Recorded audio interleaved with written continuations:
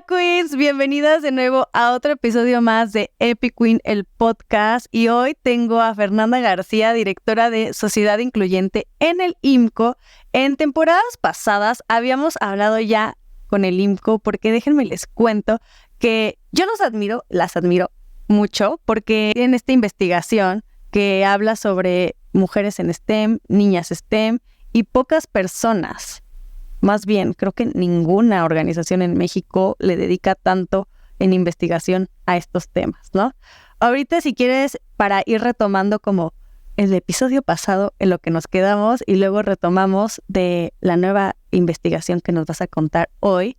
Nada más rápido como introducción, lo que vamos a platicar hoy, pues es mucho de la brecha salarial y ya nos dirás un poco más, ¿no? Bienvenidas de nuevo. Y comenzamos, querida. ¿Cómo estás, Fer? Epic Queen Podcast. Herramientas para construir tu confianza, tus sueños y tu futuro con ciencia y tecnología. Innovación, formación y contenido para niñas y mujeres. Epic Queen Podcast. Este episodio es traído para ti gracias a Crea Working Spaces. Son espacios de trabajo compartidos donde además de grabar podcast, puedes tener una oficina, puedes tener working spaces y mucho más. Están en Coyoacán y en Polanco. Epic Queen Podcast.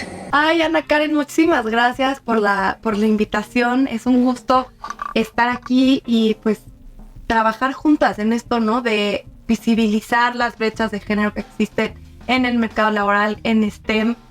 Justo como decías, bueno, el IMCO es una organización de la sociedad civil, hacemos investigación, luego hacemos recomendaciones de política pública, de política empresarial para las universidades, porque creemos que las soluciones son corresponsabilidad de todas y de todos. En temas de STEM, hace algunos años empezamos a picar piedra, ¿no? ¿Cuántas mujeres había en carreras STEM en México? Esa fue la pregunta que nos hicimos. Y encontramos que 3 de cada 10 profesionistas de carreras STEM son mujeres y que hay algo que se habla también un poco menos, que hay mayor igualdad de género en las condiciones laborales, ¿no? La brecha salarial tiende a ser menor en este tipo de carreras, las mujeres tienden a ganar más que si estudian otro tipo de licenciatura o si bien no estudian una licenciatura siquiera, ¿no? Entonces, son una buena oportunidad económica para las mujeres y pues hemos seguido posicionando este tema que es tan relevante para que más niñas y más mujeres escojan estas carreras, porque sabemos que por estudios del IMCO y también internacionales, las brechas de género empiezan desde la infancia. De hecho, para mí siempre ya se convirtieron en como la Biblia de Epic Queen. O sea, siempre al momento de hablar del tema de niñas y mujeres en STEM, pues siempre lo cito a ustedes. Pero yo sí lo cito, porque yo sé que por ahí no lo citan. Lo cito, pongo como lo importante que es tener como niñas en STEM. Ya, pues justo llevamos 2 estudios de mujeres en STEM. El primero era el que comentaba anteriormente, que era para tener el panorama nacional. Luego sacamos otro de cómo se ven las mujeres STEM en los estados. Ahí lo que nos dimos cuenta es que falta 500,000 de mujeres para cerrar las brechas de género STEM. Y eso a México, al ritmo que va, le tomaría 37 años alcanzar esa paridad en carreras STEM. Y ahora estamos trabajando en cómo se ve el talento STEM a nivel estatal. Justo con este fenómeno, el nearshoring, del que tanto se habla, cómo impacta a las economías locales. Entonces estamos analizando talento, empleo en este marco y por supuesto vamos a tener nuestro capítulo de género porque pues es una oportunidad para traer a más mujeres a estas carreras y fomentar que tengan mejores oportunidades económicas dentro del marco del nearshoring y que pues nadie se queda. Ay, pues muchas gracias por recordarnos un poquito del estudio de niñas, mujeres. ¿Es mujeres en STEM? Así lo pueden encontrar, o sea, quien está buscando es mujeres. Algo que no les pregunté la vez pasada y como que sí me quedé con la duda. Digo, no, a lo mejor no tienen la respuesta y me dice si no y está bien. Como, ¿qué diferencia encuentran entre Estados Unidos y México en temas de de profesionistas en STEM? O sea, ¿en Estados Unidos la brecha es más grande o no saben tanto, o globalmente? Porque antes se hablaba mucho de la brecha de género en STEM global, pero poco en México, ¿no?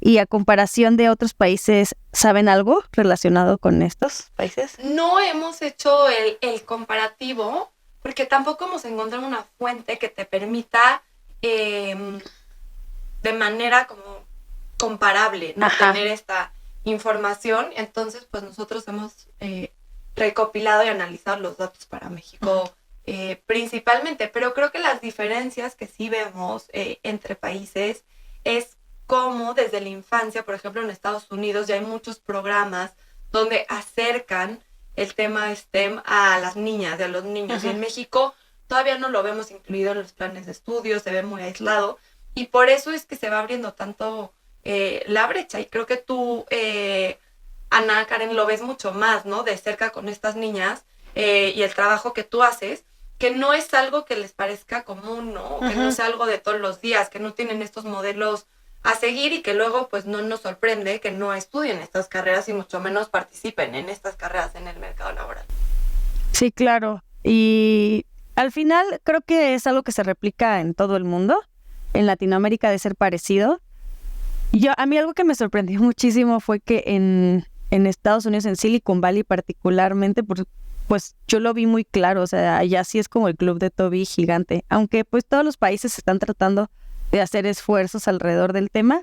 También sé que hay países como, por ejemplo, creo que es Finlandia, que casi ya ni hay brecha, ¿no? Dependiendo del país. Pero ojalá que se vaya cerrando más seguido. Y ahora sí, lo que nos truje chencha, ¿cómo se dice? ¿Quién sabe? Truje chencha, ¿quién sabe cómo se dice? Cuéntame de lo que nos pediste platicar. Le contaba aquí a Pau, que está detrás de cámaras, que queríamos platicar un poquito también de las brechas salariales, del nuevo, bueno, no sé, yo le digo nuevo estudio, pero seguro no está nuevo, pero cuéntanos un poquito más. Pues es una nueva publicación. Nueva publicación. Que lo acabamos de sacar ahorita a principios de mayo, pero en realidad es la tercera edición que hacemos de este estudio. Y lo que hacemos es analizar cómo se ven las condiciones laborales de las mujeres a nivel estatal. Es un ranking, la verdad es que nos sentimos muy orgullosas porque no conocemos otra herramienta así en México. ¿Cómo lo podemos encontrar? Se llama Estados con Lupa de Género. Estados con Lupa de Género. Y esta es la edición 2024. ¿Y qué es lo que hacemos? Bueno, a través de 17 indicadores agrupados en 3 pilares distintos, podemos generar un ranking.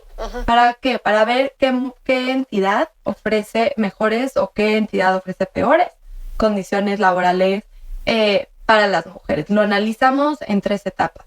Las barreras que enfrentan las mujeres para entrar al mercado laboral, ese es el primer pilar, todo lo que tiene que ver con la entrada. ¿Qué tiene que ver con la entrada?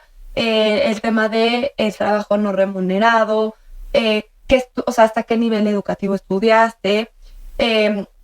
Luego vemos la permanencia de las mujeres en el mercado laboral y ahí tiene que ver la calidad del empleo, ¿no? La informalidad, la brecha salarial. Y por último es, ya que las mujeres que pudieron entrar y permanecen en el mercado laboral, si los ingresos que reciben son suficientes para tener autonomía económica.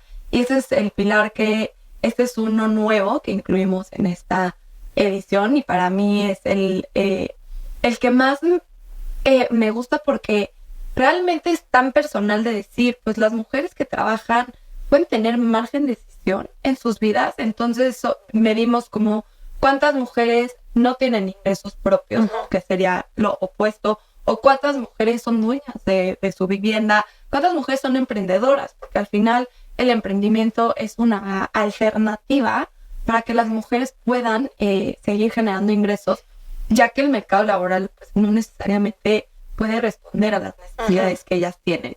Entonces, bueno, ya después de que metemos todos los indicadores, hacemos nuestro ranking, encontramos que la Ciudad de México es la entidad federativa que mejores condiciones laborales ofrece para las mujeres, sin ser algo óptimo o algo ideal, ¿no? Ninguna entidad federativa tiene la mejor calificación o el mejor desempeño en nuestro ranking que sería como tener un desempeño muy alto, pero de ahí la Ciudad de México tiene este desempeño alto junto con Nuevo León y luego Baja California Sur. Y en el otro extremo están los estados del sur-sureste que pues no nos sorprende. Tenemos a Oaxaca, a Chiapas y a Veracruz en las últimas posiciones de este ranking. Ay, wow. ¿Qué significa que estén en las últimas posiciones? Pues justo, y bueno, no más aclarar, no nos sorprende, pero sí nos preocupa, ¿no? Que sigan siendo estas entidades las que estén en estas posiciones. ¿Qué significa? Que son entidades que tienen mayor desigualdad de género en el trabajo no remunerado, que tienen una mayor informalidad. Y bueno, otra característica que encontramos es el tema del estudio, ¿no? Las mujeres tienden a estudiar menos. Y si quieres podemos ir hablando un poco como de los resultados por pilares para ir desagregando. Sí, cuéntame. Porque al final lo que nos damos cuenta es este tema, cada entidad federativa tiene sus propias fortalezas y tiene sus propias debilidades y pues son muy únicas, ¿no? Y por eso es tan importante generar información a nivel local para que se puedan diseñar mejores políticas. En cuanto a la entrada, uno de los indicadores que destacamos mucho es el porcentaje de mujeres que estudiaron hasta educación media superior. Y esto es, digamos, hasta que terminaron el bachillerato. ¿Esto por qué? Porque a nivel internacional los organismos como la OCDE y el BID reconocen que para que una persona pueda participar de manera competitiva en el mercado laboral necesita tener mínimo las habilidades que adquieres en el bachillerato. Y ahí, por ejemplo, en la Ciudad de México, 64% de las mujeres tienen este nivel educativo y en Chiapas 34%. Entonces ahí estás viendo como una de las primeras desigualdades, que es la educación. Y por otro lado tenemos transporte público. El transporte público permite que en este caso las mujeres puedan encontrar mejores oportunidades de empleo. Y en Yucatán 13% de las mujeres dejaron de usarlo por temor a ser víctimas de un delito, pero en Zacatecas esto aumenta a 45%, ¿no? Entonces tienes otra desigualdad entre entidades. Y luego el trabajo no remunerado es un tema que no hemos podido resolver en este país. Nos preguntan, ¿no? En el IMCO, como, ¿por qué no hay más mujeres en la economía? Porque la desigualdad en el trabajo no remunerado permanece. ¿Quién cuida? Las mujeres, las abuelas, las tías, las vecinas. Son mujeres las que están realizando estas actividades sin recibir a cambio una remuneración. En México, a nivel país, las mujeres dedican 60% más de tiempo a trabajos como no solamente cuidados, pero limpiar, lavar, hacer la comida, hacer las compras, pagar la luz, ¿no? Todo esto es trabajo no remunerado, pero hay estados de nuevo, como Chiapas, donde esto aumenta a 67%, o Puebla, donde aumenta a 69%. Es una desigualdad y es de las primeras barreras que encontramos en el mercado laboral. Porque al final yo sí veo que se habla mucho del pago no remunerado por los trabajos del hogar, pero nadie se detiene a ver qué hacer con eso, ¿no? O sea, pues ahí están las cifras y ¿tú sabes de algún programa que se esté haciendo para trabajar contra eso? Creo que lo puedes atender de distintas aristas, ¿no? Yo como me gusta entenderlo es, si hoy la mayoría de la carga está en las mujeres, hay que redistribuirla. Una parte se tendrá que ir a los hombres para tener ese balance dentro de los mismos hogares, otra parte al Estado y otra parte a las empresas. ¿Para qué? Para tener una responsabilidad de los cuidados. ¿Y cómo se hace esto? Pues bueno, podrían ser los permisos de paternidad, por ejemplo, ¿no? Que los hombres tengan los mismos días que las mujeres para poder igualar esto.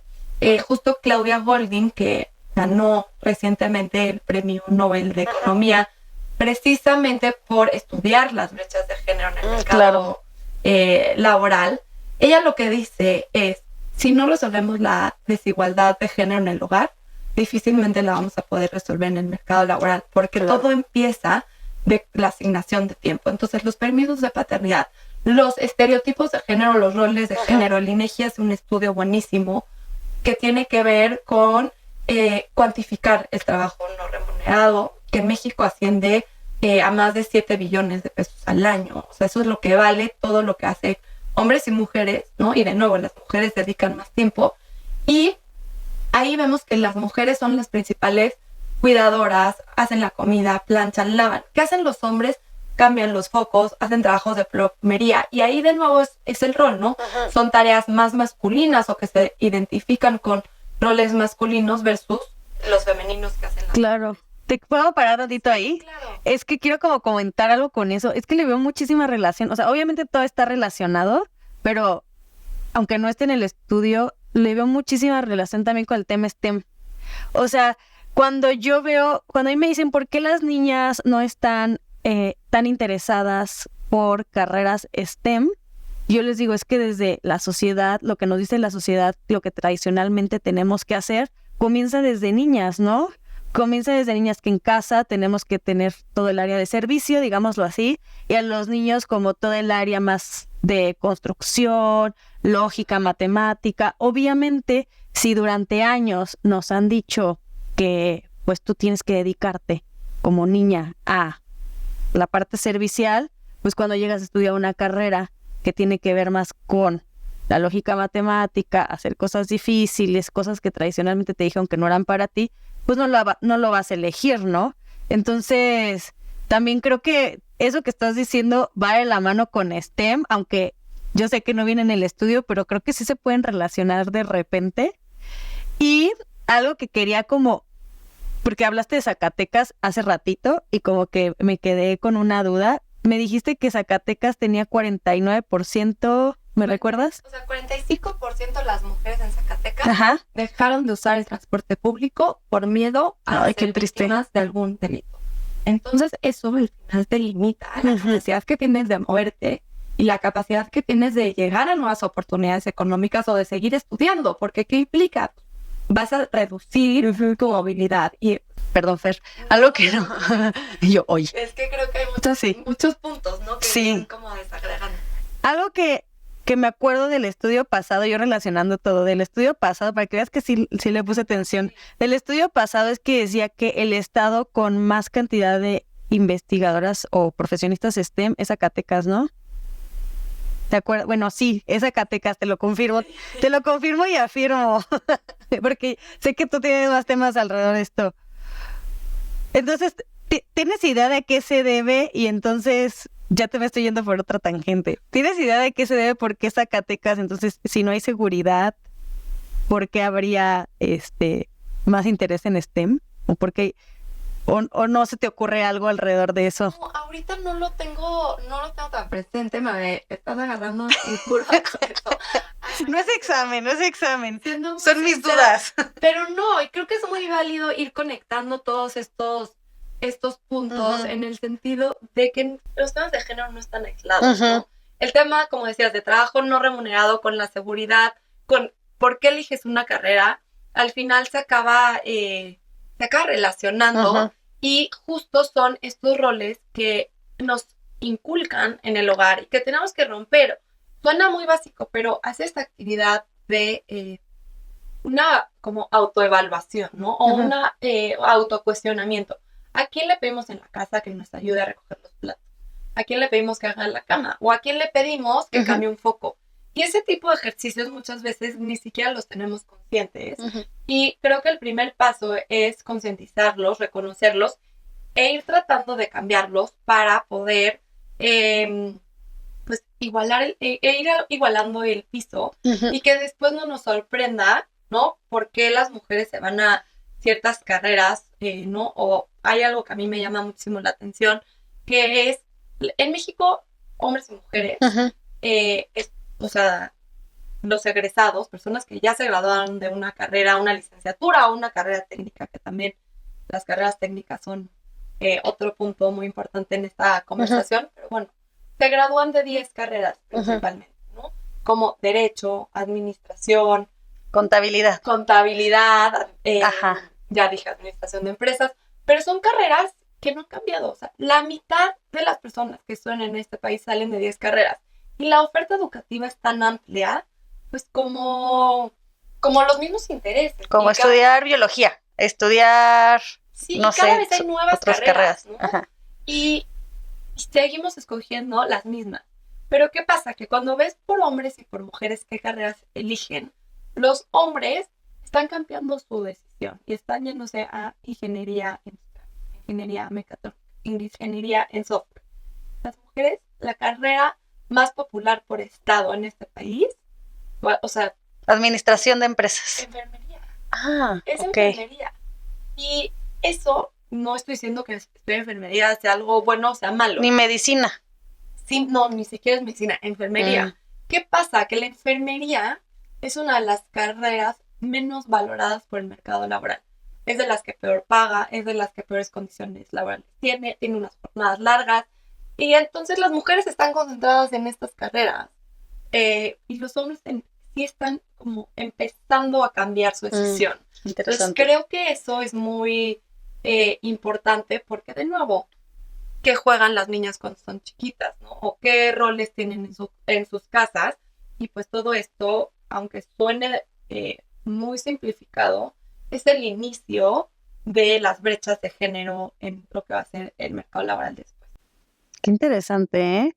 Y también lo veía en el estudio de brechas de género, que pues sí se ve la diferencia de cuántas mujeres se dedican más al tema de servicios que al tema de versus los hombres, ¿no? ¿Y qué se puede hacer hoy para que podamos empezar a tratar de que más mujeres estén en carreras relacionadas, bueno, con las que no son típicamente de servicios, ¿no? ¿Hay alguna respuesta? ¿Hay alguna solución? ¿No hay muchas soluciones? Sí, y creo que justo antes, o sea, lo primero era, porque ahí viene una de las soluciones, es las carreras técnicas. Las carreras técnicas, hoy un poco más de 3 millones de personas que tienen estudios después del bachillerato son egresados de una carrera técnica. Al final siguen siendo una opción, digamos, pequeña para hombres y mujeres, pero lo que me parece, porque representan 17% del total de personas que estudiaron algo después del bachillerato, ¿no? ¿Y qué pasa? Que la mayoría de estas personas son mujeres. 7 de cada 10 personas que estudiaron una carrera técnica en este país son mujeres. ¿Por qué? Porque son programas más flexibles, son programas más cortos y son programas más económicos. Y las mujeres, cuando tienen la mayor carga de cuidados, pues esto puede ser una alternativa viable.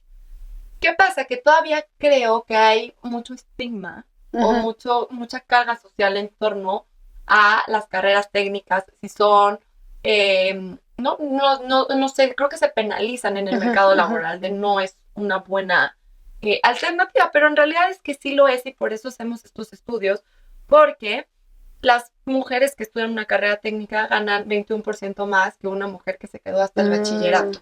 Entonces, sí es una buena alternativa porque también te da 63% más de probabilidad de conseguir un empleo que si solamente estudias el bachillerato o casi 20% más de probabilidad de que sea un empleo formal. Oye, una pregunta aquí, a lo mejor. ¿Cómo podrías describir que es una carrera técnica? O sea, ¿qué tipo de carreras son carreras técnicas? Sí, las carreras técnicas tienden a ser mucho más prácticas, ¿no? Puede ser incluso una ingeniería, pero son carreras más aplicadas.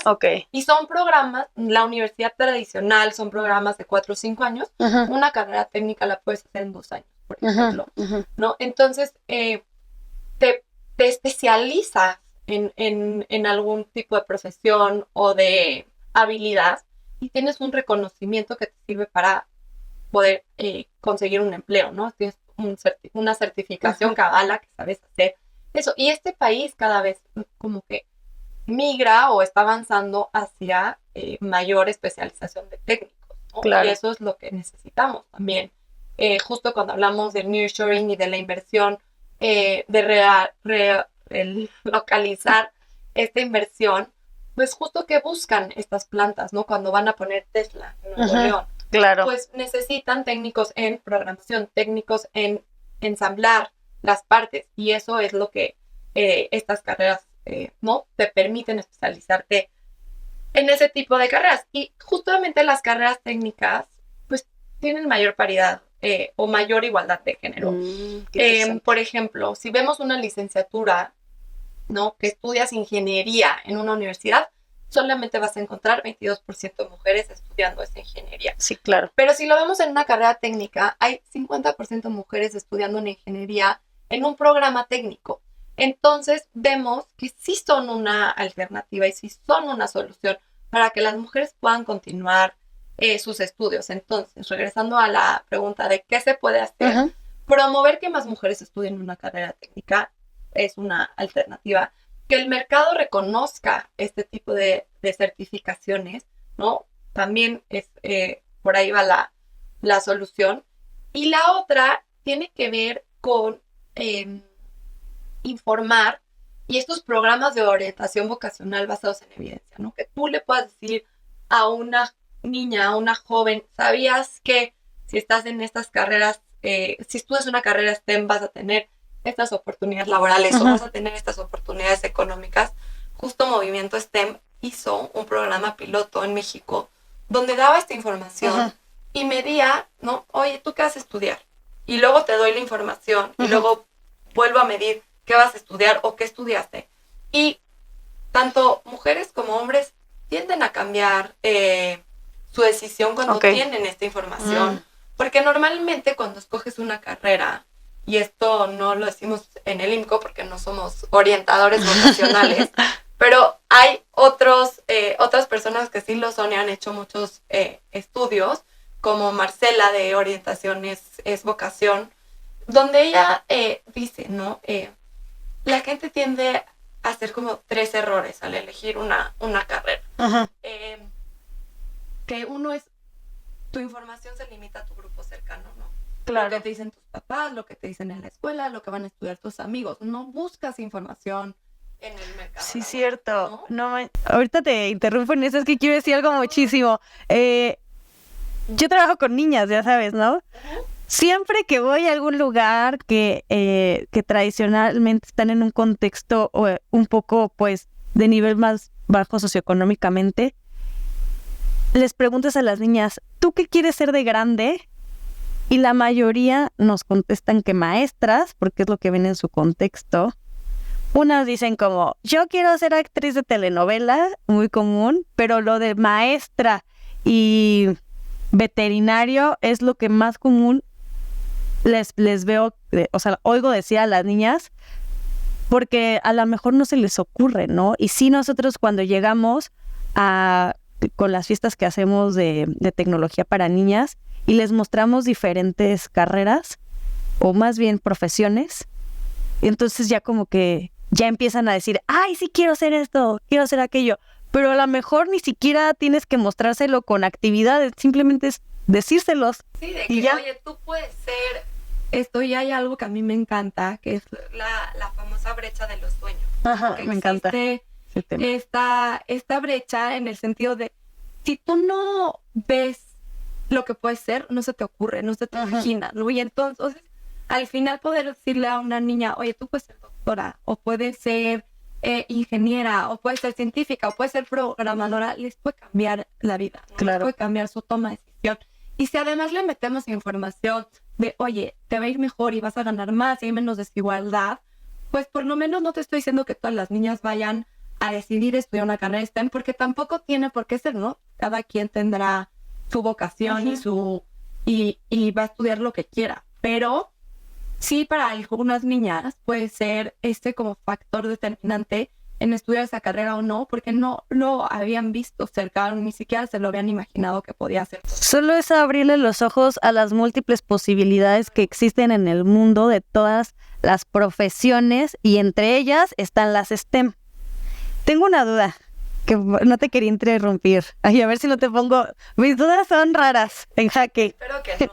Tengo una duda. A ver, entonces dices que las carreras técnicas pueden ayudar a que más mujeres ganen más, ¿no? Como el 21% más, ¿no? Esto entonces, hablando de la brecha salarial, ¿ayudaría a cerrar la brecha salarial? ¿O crees, o sea, carreras... Lo que tengo de duda es, ¿carreras técnicas sí te refieres entonces también a ingenierías y STEM? ¿O carreras técnicas te refieres más como a las carreras que son de 2 años, que son de estudiar rápido?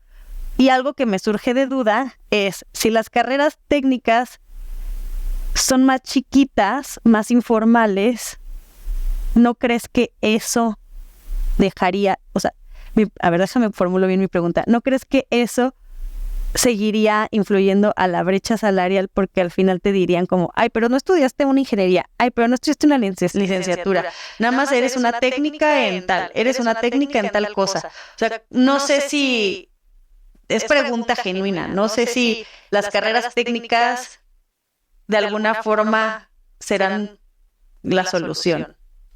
Pues justo creo que voy a partir mi respuesta en diferentes cachitos. Espero no perderme, pero tú me vas... Yo no te pongo en examen, pero son dudas que a mí me surgen. Y son muy válidas. O sea, creo que al final hay uno. ¿Qué es la brecha salarial? ¿No? Creo que podríamos empezar. Sale, por ahí bien.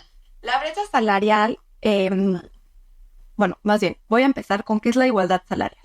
¿Por qué? Porque no son cosas iguales. La igualdad salarial es un hombre y una mujer que estudiaran lo mismo, que se dedican a lo mismo, que tienen la misma trayectoria profesional. Digamos, lo único que cambia es que uno es hombre y otro es mujer, ganen lo mismo. Eso es igualdad salarial.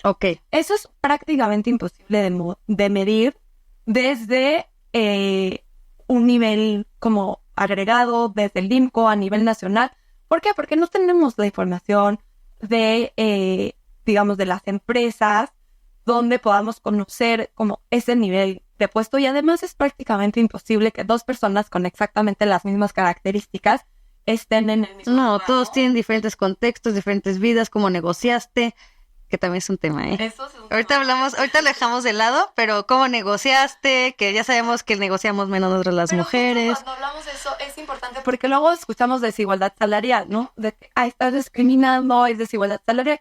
Desigualdad salarial sería que a mí, Fernanda, me paguen menos por hacer el mismo trabajo que un hombre. Eso sería como desigualdad salarial. Pero cuando hablamos de brecha salarial, estamos hablando de otra cosa. Cuando hablamos de brecha salarial, de lo que estamos hablando es, tomamos todo el ingreso de los hombres y sacamos un promedio.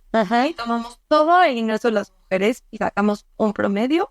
Y la diferencia porcentual entre el ingreso promedio de los hombres y el ingreso promedio de las mujeres, eso es la brecha salarial. Dicho de una manera más fácil, porque eso suena como una... No, qué padre. A mí me encanta que me expliquen for dummies, porque yo estoy aquí para entender, para aprender algo nuevo, y seguro las que nos están escuchando o viendo también quisieran entenderlo perfectamente, ¿no?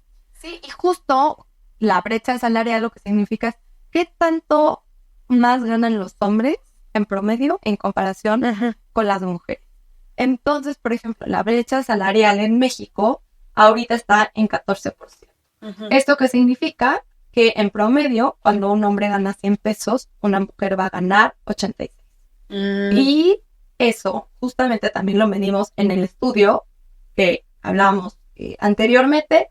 En nuestro pilar de permanencia hay un indicador de brecha salarial donde vemos que hay estados como la Ciudad de México, donde está brecha del 6%, ¿no? Por cada 100 pesos que gana una mujer en la que diga un hombre en la Ciudad de México, una mujer gana 94, es el estado con menos brecha salarial, pero tenemos Colima, que es el estado con mayor brecha, donde esto es 25%, ¿no? Entonces, por cada 100 pesos que gana un hombre, una mujer en Colima está ganando 75.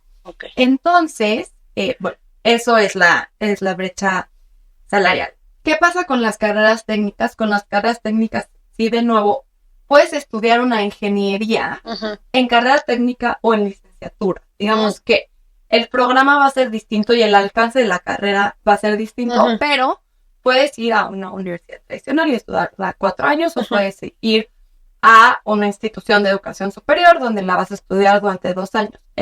Digamos, lo que puedas aprender en una va a ser mucho más aplicada que en la otra, que te da un mayor como panorama.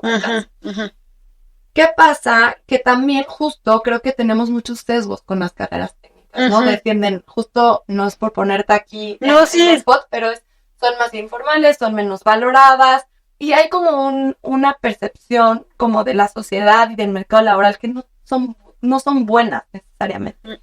Y al final lo que hemos visto es que sí son. Entonces, digamos, sobre todo los empleadores, o sea, que si ven que no vienes, lo voy a poner así de que, por ejemplo, yo estudié en el TEC. Si no vienes del TEC de Monterrey, pero vienes de una técnica de, no sé, CONALEP, entonces Ya, vamos a darle mejor al que estudió en el TEC. O sea, y a lo mejor la persona viene mucho más preparada para ese trabajo, para ese puesto de trabajo, ¿no? Exacto. Y creo que justo el mercado laboral hoy reconoce mucho como las certificaciones y los diplomas y el famoso título. Y al final, pues, el mercado laboral es tan diverso y está cambiando constantemente. Justo hay un estudio del Foro Económico Mundial que dice que cada 5 años cambian las habilidades que necesita el mercado laboral. Y en específico ahorita, el 70% de las habilidades que demanda hoy el mercado laboral no los vamos a necesitar en el futuro. Y eso cambia tan rápido, claro, y cambia más rápido que lo que se estudia en las universidades, porque a lo mejor pues las universidades pueden planear y hacer sus currículums o sus planes de estudios y demás, pero hoy quien ingresa a la licenciatura y sale en 4 años, pues no necesariamente va a aprender lo que necesita el mercado laboral en 4 años, por más que lo trates de anticipar. Entonces las carreras técnicas, como son programas más cortos y más especializados y son habilidades que necesita hoy el mercado y no las tenemos, pues como son programas más cortos, puedes generar ese talento más rápido y más actualizado y responder más a esas necesidades. El tema es, de nuevo, solamente 17% de las personas que estudian algo después del bachillerato es una carrera técnica, los demás estudian una licenciatura. Entonces, yo por eso digo, bueno, si te vas tus opciones van a ser o estudiar hasta el bachillerato y ya, y salirte, mejor estudia una carrera técnica porque puede ser una buena alternativa si no está en tus planes estudiar una licenciatura, porque no creo que tampoco todo el mundo en este país, o no estamos cerca. Hoy en México, menos del 40% de los jóvenes está estudiando una licenciatura, ¿no? El tema es que sigue siendo un privilegio seguir estudiando en este país.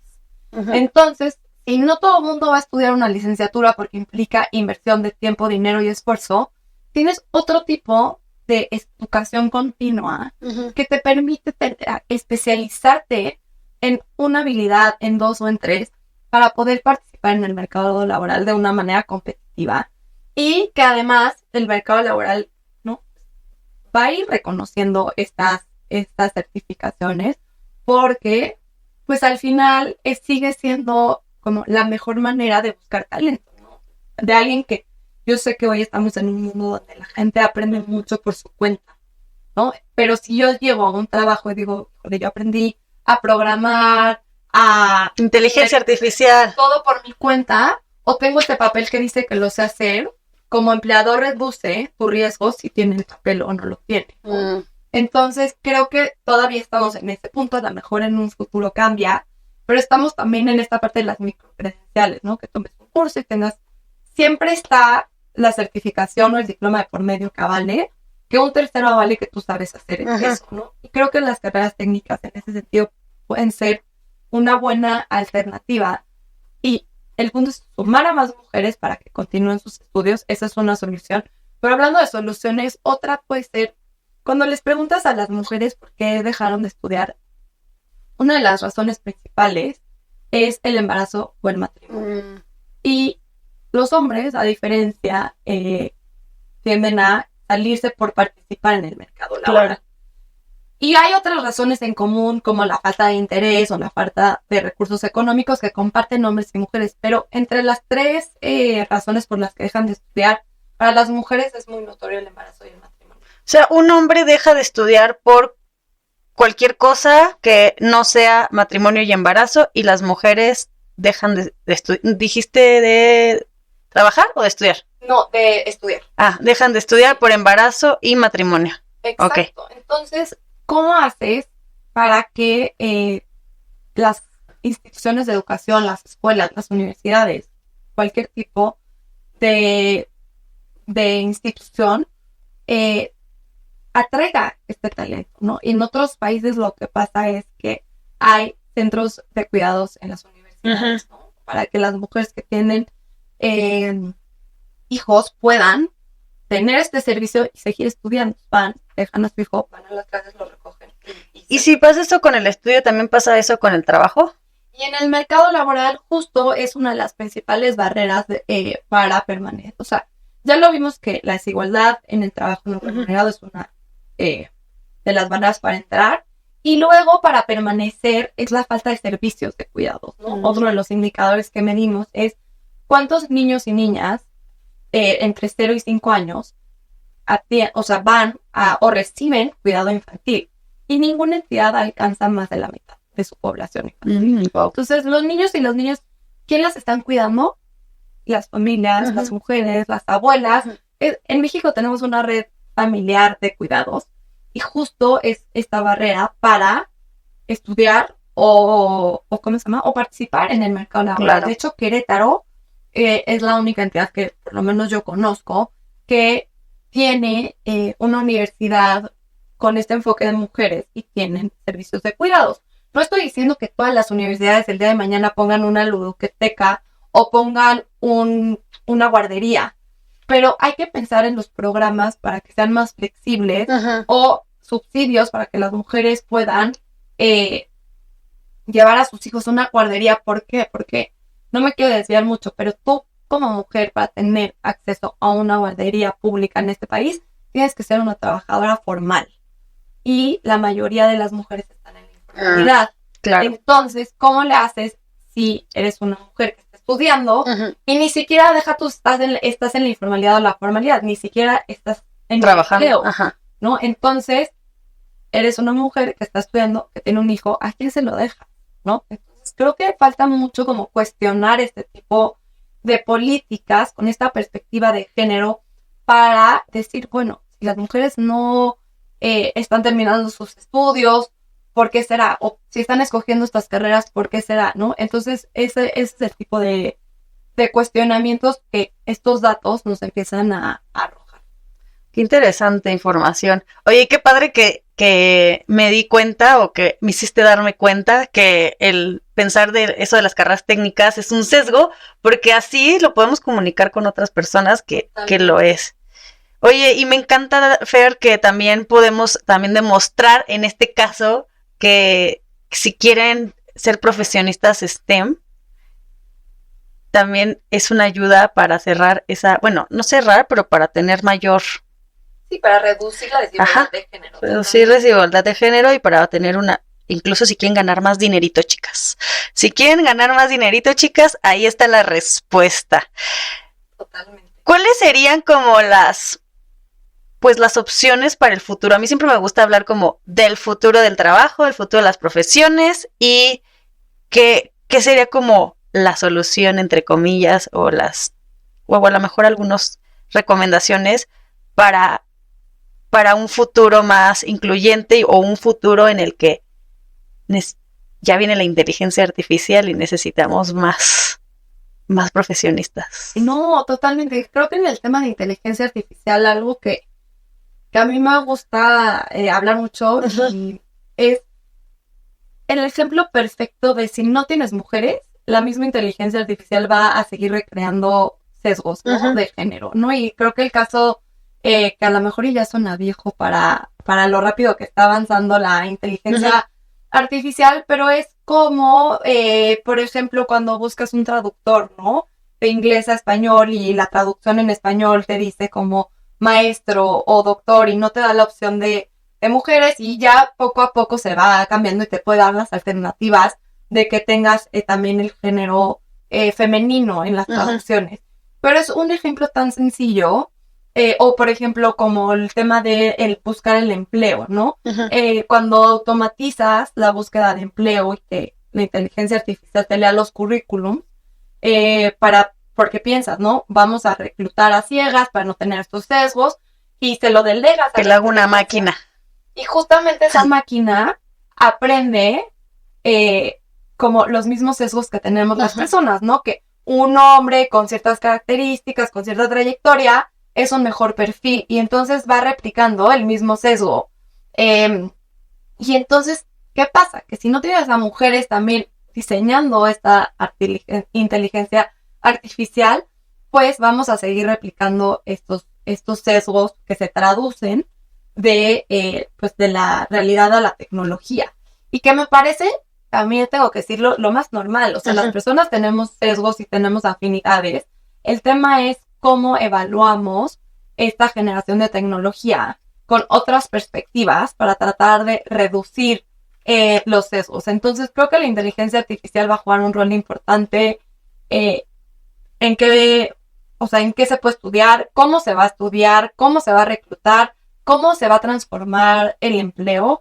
Y las niñas y las mujeres tenemos que ser parte de esa inteligencia artificial. Y creo que en el futuro o hacia adelante, otra de las cosas que tenemos que tener muy claras es que estudiar o seguir estudiando no es lo mismo para las mujeres y que para los hombres. Okay. ¿Por qué? Porque cuando las mujeres estudian, cada nivel educativo aumenta su participación en el mercado laboral. Y justamente en ese sentido es una mujer las mujeres que estudiaron hasta primaria, 34% participan en el mercado laboral. 47% de las mujeres que estudiaron bachillerato participan en el mercado laboral. Licenciatura aumenta a 63% y posgrado aumenta a 82%. Para los hombres, da igual si estudiaron primaria, secundaria, bachillerato o un posgrado, su participación en el mercado laboral siempre está por encima del 75%. Entonces, ¿cuál es el futuro? Seguir estudiando. Para las mujeres más que nada, ¿por qué? Porque elevas el costo de oportunidad de no estar en el mercado laboral, ¿no? Ya estudiaste tanto que te conviene participar porque vas a ganar más, porque tus condiciones laborales van a ser mejores, que ya estar fuera te cuesta, ¿no? Más que estar. Entonces, yo siempre digo, la educación... ¡Wow! Estar fuera te cuesta más que no estar. ¡Wow! Y eso para los hombres no es igual.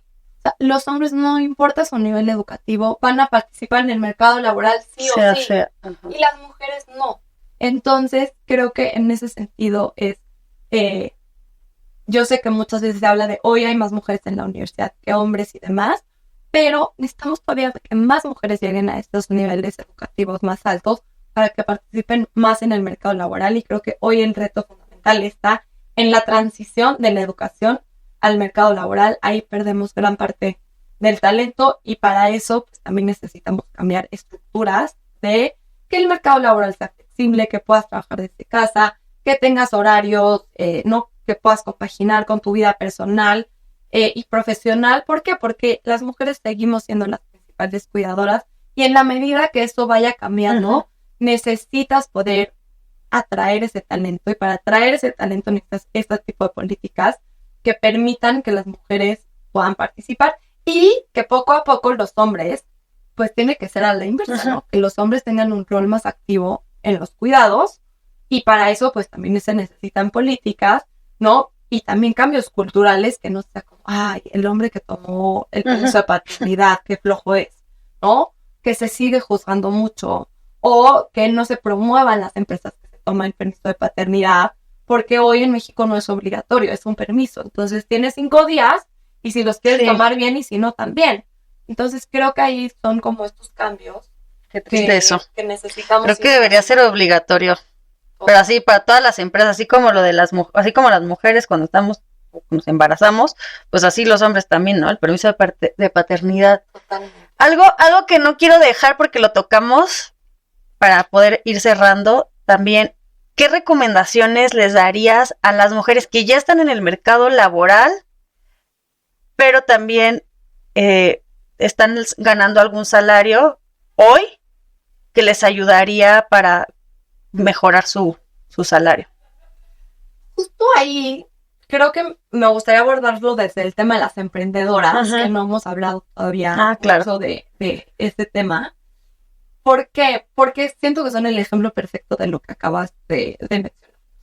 ¿Qué pasa? Que las mujeres cuando entran al mercado laboral y no ven flexibilidad y quién cuida a los hijos y demás, dicen, no, este trabajo de 9 a 8 no me funciona, o de 9 a 6 o 9 a lo que sea. Yo necesito flexibilidad. Y el emprendimiento es sinónimo de flexibilidad, ¿no? Yo sé que quienes emprenden van a decir, como Fernanda, claro que no, es súper demandante, y tú, Ana Karen, también lo estás pensando, pero sí dentro de todo permite que acomode No, claro. los tiempos, ¿no? Yo puedo decir, voy a trabajar un día 15 horas porque al día siguiente necesito 3 horas libres para ir al doctor, ir al súper y lo que tengas que hacer. Y un trabajo tradicional no funciona así, ¿no? Lo malo que veo ahí es como el emprendimiento tiene que ver mucho con el privilegio. Primero es o sea, necesitas un poco de, no inversión, pero a veces es difícil empezar de cero, ¿no? Y creo que también depende del tipo de emprendimiento, porque al final puede ser que tú empieces vendiendo algo o haciendo un servicio como a muy pequeña escala y sí es una alternativa para todas las mujeres de cualquier, ¿no?, nivel de ingresos. ¿Y qué pasa con las emprendedoras? Bueno, que más del 80% emprenden en la informalidad. ¿Y qué pasa con la informalidad? No vas a tener acceso a instituciones de salud, no vas a tener ahorro para el retiro, no vas a tener acceso a créditos hipotecarios o para financiamiento. Seguro social. Seguro social. Y todo eso... Ay, es un temota. Es un temota, pero también penaliza los ingresos. Sí. Las mujeres que emprenden en la informalidad ganan la mitad de las mujeres que emprenden en la formalidad. Pero llegar a la formalidad es un reto. ¿Por qué? Porque cuesta, ¿no? Cuestan los trámites, cuesta pagar impuestos, cuesta que tus empleados o tus empleadas tengan seguridad social, pero a la larga acabas teniendo más beneficios. Claro. Nada más que el camino no es así como que tan directo. Entonces, justamente con lo de los ingresos, pues las mujeres para tener más ingresos necesitamos estar en la formalidad, ¿no? Y creo que justo ahí hace mucho falta como programas de acompañamiento. Creo que los organismos empresariales y los gobiernos locales tienen un rol muy importante que jugar en esto, en diseñar programas para que las mujeres puedan emprender en la formalidad y para ello tener más ingresos, guías que te digan cómo emprender la formalidad, porque luego como que meterte a un portal que te lleva a otro portal, que tienes que ir a la ventanilla, pero que tienes que ir a la delegación, pero que no sé qué, se vuelve muy burocrático y también no tenemos tiempo. No, eso te decía, no hay tiempo. No hay tiempo, porque entonces dices, híjole, le dedico 3 semanas al trámite o genero ingresos. O sea, sí, claro. Que sí, muchas veces estás en esta disyuntiva, entonces creo que simplificarlos, digitalizarlos y sobre todo que las mujeres sepan esta información de cómo hacer esto, o sea, de cómo llegar ahí, me parece importante. Justo regresando a Estados con lupa de género, medimos un indicador de emprendedoras y, por ejemplo, Oaxaca, solo 6% de las mujeres que emprenden lo hacen en la formalidad y Querétaro, que es el estado más alto, es 32%. Entonces, es una disparidad enorme entre estados que creo que, justo como decías, ya para ir cerrando... Estoy impactada de toda la información, ¿eh? Sí. Impactadísima. Y bueno, y el punto es, siempre decimos esto, ¿no? México son muchos Méxicos, no son 2, no son 3, o sea, cada estado tiene su propia realidad. Hay unas boletas que hicimos para facilitar esta información donde tú las puedes descargar y yo quiero ver cómo le fue a mi entidad, o yo estoy trabajando en esta entidad, o me interesa esta entidad. Entonces puedes ver cómo le va a la Ciudad de México, a Querétaro, Oaxaca, Chiapas, y todos estos indicadores y qué posición tienen. Y creo que justo, no solamente para tomadores de decisión, pero estudiantes, eso me encanta que nos buscan más en el INCO, estudiantes de, oye, tengo esta duda, ¿cómo mido esto? ¿Cuál es este dato? Y que les dejen tareas de este tipo. Y bueno, ya les facilitamos toda la información. Y sí, creo que ahí se concentra o se resume muy bien como este trabajo como a nivel estatal. ¿Las empresas están también acercándose para ver cómo hay solución con ustedes? Sí, también, porque justamente el tema de las empresas, o bueno, uno de los temas ahorita yo diría que está en el radar es cómo sumar a más mujeres en puestos de liderazgo, en puestos directivos. Todas las empresas en México y a nivel mundial tienen ese problema, que en los puestos de mandos medios es el nivel donde tradicionalmente se pierde mayor talento de mujeres, ¿no? Como estas gerencias o estas subdirecciones son donde... Hay un tema que me acabo de acordar, pero... Ay, bueno, no importa, vamos a seguirnos un poquito más. Ahorita aviso que voy tarde. Hay un temita que tengo ahí de duda, porque el otro día con alguien discutía sobre el... ¿cómo se llama? no obligar, pero poner estos espacios o sillas que son, ¿cómo se le llama? ¿Tiene un nombre? Cuota de género, que la cuota de género. Y siempre es un pleito ahí con la gente, ¿no? Y no hablo tanto de política, porque en política sí hay cuota de género, sino tendría que haber también cuota de género en las mesas directivas, en las empresas. Siento que tocas un tema espinoso. Pero hay argumentos, yo creo que hacia los dos lados, ¿no? Ok. Quienes están a favor de las cuotas tienden a decir, es que si no pones cuotas no va a haber mujeres en puestos de liderazgo. Ajá. Y necesitamos cuotas para romper o no esas barreras. Porque de otra manera llevamos los siglos de los siglos y las mujeres no llegan a las cuotas. Y del otro lado del argumento están quienes dicen que pues las cuotas no van a ser la solución y que al final tienes que ir creciendo de manera orgánica el talento, porque ¿de dónde, entre comillas, sacas a una mujer directora, no? Tienes que primero tener una mujer que vaya pasando por todos los niveles que se va preparando. Mi opinión personal es que no es ni una ni otra, sino un poco de las dos. En el sentido de ni la cuota sola te soluciona, ni tratar de ni fomentar todo orgánico soluciona. Porque yo creo que sí estamos en un punto que tenemos que acelerar la igualdad de género hacia el mercado laboral, en específico hacia puestos de liderazgo, pero necesitas algo mucho más estructural. ¿Por qué? Porque si pones solamente una cuota, no va a ser sostenible, ¿no? ¿Por qué? Porque las mujeres van a seguir cuidando, porque no tienen alternativas de cuidados, etcétera, etcétera. Entonces, son políticas de inclusión de mujeres en el sentido que puedas dar flexibilidad de horarios, flexibilidad de trabajar desde casa, subsidios o guarderías, que los hombres puedan tener un rol más activo de cuidados, a la par que vas impulsando a que más mujeres lleguen a esos puestos. Porque si nada más llegas y pones a una mujer en una dirección, o sea, no es blanco-negro. No va a ser sostenible. Entonces yo creo que es un poco de las dos cosas para poder, ¿no? Y también lo hemos visto en otros países en el tema de consejos de administración, por ejemplo. Hay países donde la cuota es obligatoria y Noruega, por ejemplo, fue el primer país en implementar esta cuota en consejos. Y hoy tienen las empresas que cotizan en bolsa, tienen consejos paritarios. Bueno, prácticamente paritarios. Creo que es como 45%. Sí, se supone que es de los países que menos brecha hay. Exacto. Todos los nórdicos les tiende a ir muy bien en esto. Pero tienes Reino Unido, donde la cuota no es obligatoria, es voluntaria, y lo ven como una meta, ¿no? De vamos a llegar a esto. Y es gradual. Primero el 30, luego el 40 y luego el 50. También es uno de los países con mayor mujeres en pero también tienen mejor educación. También tienden a estar más. Entonces, al final, mi punto honesto es, no es ni una ni otra. No puedes ver países que se lo ponen como meta voluntaria y van avanzando, y hay países donde es obligatorio y también avanzaron. Entonces, y bueno, ya hay países en Latinoamérica que no tienen ni una ni otra y no están en esos niveles, pero van haciendo cambios en el mercado laboral para avanzar más hacia una mayor paridad. Me encantó saber que no tiene que ser ni una o otra, o sea, que siempre hay matices en esto, ¿no? Claro.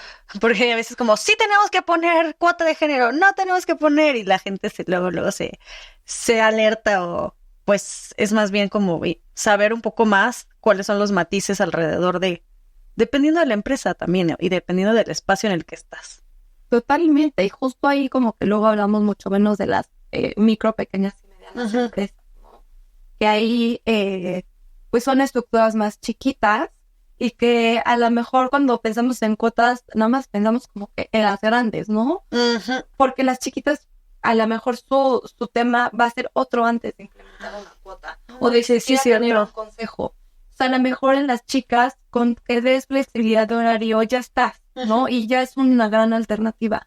O que las chicas estén en la formalidad. Bueno, o sea, ya estamos del otro lado del panorama. Claro. Entonces creo que justo no tomar como que posturas tan determinantes es importante. Siempre nos dicen, bueno, ¿cuál sería como esa, como se dice en inglés, como esa silver bullet o esa bala que te diga como, si quiero sumar a más mujeres, ¿cuál es la acción que tengo que hacer? Y la respuesta es en el IMCO hicimos una guía de 10 acciones para avanzar hacia mayor igualdad de género en el mercado laboral, pero como una guía. ¿Por qué? Porque cada empresa tiene sus características. Los sectores, no es lo mismo un sector de energía que un sector de educación, que un sector de tecnología, startup, un startup. Ajá. Que está en la formalidad a que no estar, que tener 5 colaboradores a tener 5,000. Hay mucha diversidad en cómo son las empresas y las soluciones van a ser tan diversas como la diversidad de las empresas, ¿no? Entonces, creo que sí hay lineamientos internacionales y nacionales de buenas prácticas de cómo avanzar, pero no hay una respuesta única ni una respuesta correcta en esto. Oye, Fer, eres lo máximo. Muchas gracias por haber venido. ¿Sabes? O sea, toda esta información estoy yo de que aprendí muchísimo contigo. Y algo que quiero decir es, para concluir, cómo podemos cerrar. Nada más, a ver, un segundo. ¿Todo bien? Ahí. Ok, perfecto. ¿Cómo podemos concluir con este tema? Pues creo que lo que estamos haciendo aquí, ¿no? Hablar con base en evidencia. A mí el tema de los datos ha cambiado mucho mi forma de ver esto. ¿Por qué? Porque ya no deja de ser una historia, ya no deja de ser una anécdota. Es una realidad que vive no una mujer, sino miles o millones en algunos de los casos, y que cambia la narrativa y que cambia la forma de discusión y que cambia tu acercamiento, ¿no? Cuando vas con empresas y quieres hablar de igualdad de género, o cuando vas con gobierno y quieres hablar de igualdad de género, y la evidencia sustenta este tema y realmente pone sobre la mesa, ¿no? Y visibiliza. Entonces creo que esta parte de informarnos, conocer estos datos y después difundirlos ayuda a visibilizar, y a concientizar sobre las brechas de género que existen, que no nos digan que no existen, que los hombres y las mujeres ganamos lo mismo, que las mujeres estudian X o Y. Tienes la información para hacer tus argumentos y creo que quienes nos escuchan lo pueden aterrizar a lo que cada quien haga, ¿no? Y justo para eso está el IMCO, están todos estos estudios en nuestra página, que es imco.org.mx, nuestras redes sociales que son IMCO-MX, y ahí está toda la información disponible. Con mucho gusto nos pueden mandar correos o buscarnos para que les acerquemos más esta información y responder cualquier duda que puedan tener. Muchísimas gracias por la información, de verdad, aprendimos muchísimo. Esta mujer está cañona, ¿sabe? O sea, sabes muchísimo. Esta información es de muchísima ayuda, y para los que nos están viendo, queridas queens, ya saben dónde encontrar la información del IMCO. Ya dejaste la red, ya dejaste la página. A nosotros nos pueden seguir en todos lados como Epic Queen. Cualquier duda que tengan, déjenla en los comentarios. Yo se la hago llegar a Fer, o búsquenla.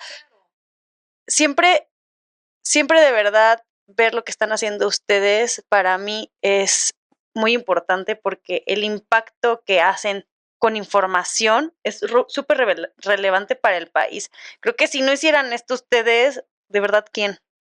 Como dice Emma Watson, si no somos nosotros, si no soy yo, ¿quién? Y si no es ahora, ¿cuándo? ¿Verdad? Sí, no, me encanta, y de verdad muchísimas gracias, Ana Karen, por seguir nuestro trabajo, por invitarnos, por difundirlo, porque eres también una vocera más para amplificar el trabajo del IMCO, y de verdad fue un gusto compartir.